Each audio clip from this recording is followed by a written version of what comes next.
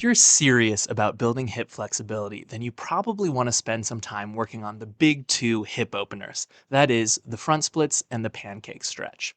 The great thing about the front splits is that it's pretty dummy proof. What I mean by that is that as you're progressing through the variations, any compensations that your body finds will often still work towards getting you deeper into the pose.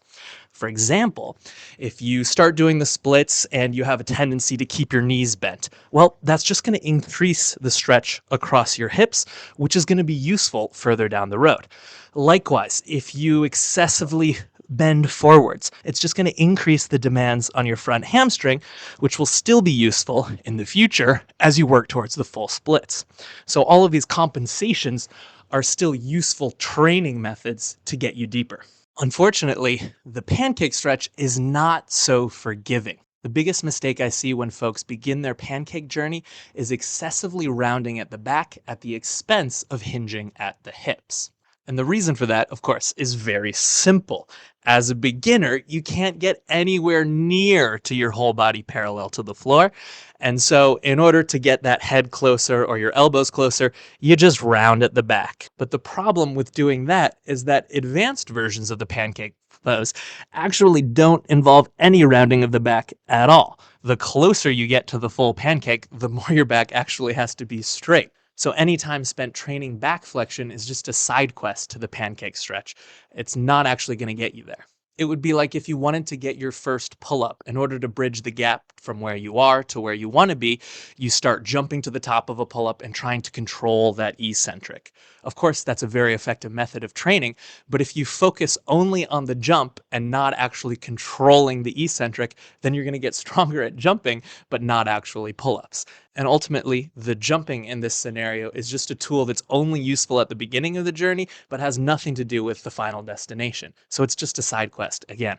And of course, generally speaking, developing spinal flexion mobility can be a very useful thing. But if that's your goal, I'd say you're much better off focusing on exercises like the Jefferson curl and the Zercher deadlift, which will also build a dummy strong back at the same time.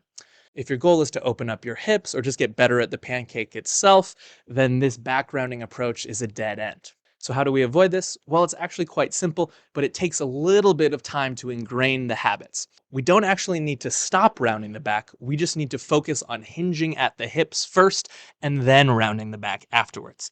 And here's why. If you first start by rounding the back and then trying to straighten it out and hinge the hips, you have to combine two movements at once. From this position, with the spine already crunched up, I have nowhere to go in order to hinge further forward.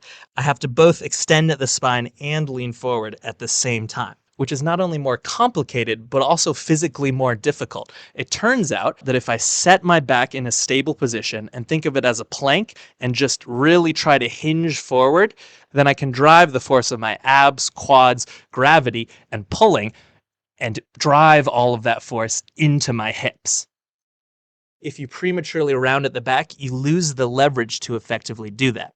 So here are two cues that I find helpful. The first is to just think about dragging my belly button forward rather than trying to get my head to the ground. In this way, the spine stays long and moves forward, and eventually, of course, works towards the ground.